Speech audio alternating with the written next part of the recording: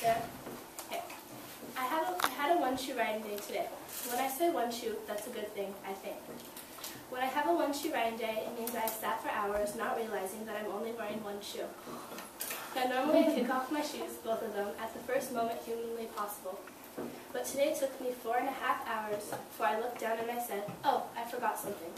On such one-shoe days, my mind becomes so lost in what I write, I don't even know if the writing is good.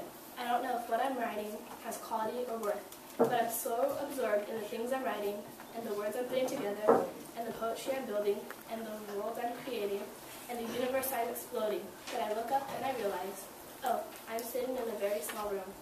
Outside my door is a very big world, but it's not the world I was just in. It is not the world in which people who don't even exist cried or laughed or had dreams of barn owls that were once clocks. And for a moment, the small big small real world right in front of me is both mundane and wondrous at the same time, because it feels almost as fictional as the place I've been for the last 4 hours, wearing only one shoe. Now this relates to my life. Sometimes I get so stuck in my writing that I can forget about silly things that I should do, like taking my shoe off, for instance. I was born in 1970 in New York, but moved to Boulder, Colorado at the age of 6. I have a mom, dad, and an older sister. I didn't have a big family growing up, but I did have a few dozen rabbits, numerous hamsters, gerbils, several birds, and a goldfish that lived about 12 centuries in goldfish years.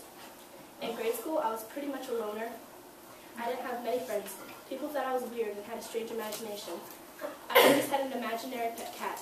She is still alive and lives with my daughter and I.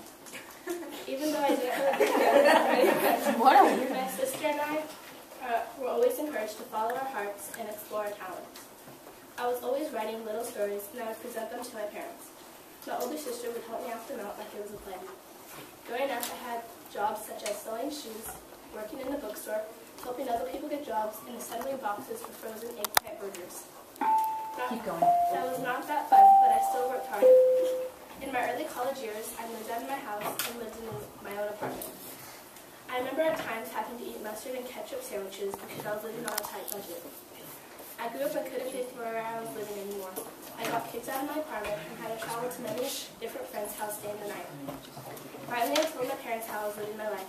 They tried their best to keep me on track with school, and they helped me pay for rent and food. When my life got better, I had a daughter who was about the same age as you are. The father left her when he found out about her. When I grew up, I had a lot of free time. I started jotting down ideas of cool topics. I figured that I wanted to write a novel. I didn't know what to write about, so I just wrote down the first sentence that popped up in my mind, no matter how crazy it sounded. And from there, I wrote my novel, and I called it Savvy. I wanted to make a novel that had magic, but not the type of magic that there is in movies such as Harry Potter. Savvy's magic has to do with powers that you have within yourself. Some of the characters in Savvy are like me, like how some of them get off task and twitch, or how some hear voices in their head, just like me. I've only written 2 novels. My first novel is Savvy, and my second novel is called Scumble. They are loose series, meaning that they have the same type of topic, but not the same people. My first novel, Savvy, is known as a Newbery Honor book. Hannah Allen, could you please come to the front office? Hannah Allen to the front office, please. Right when my daughter and I found out we wanted to spread the good, so the both of us filled up a shopping cart filled with food and gave it to our local food bank.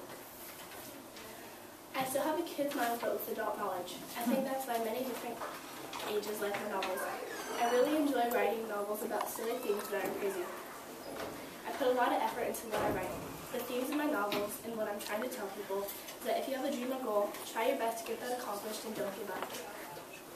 Right now, I'm currently working on my 3rd novel to this loose series, and in the next couple years, there will be a movie to Savvy.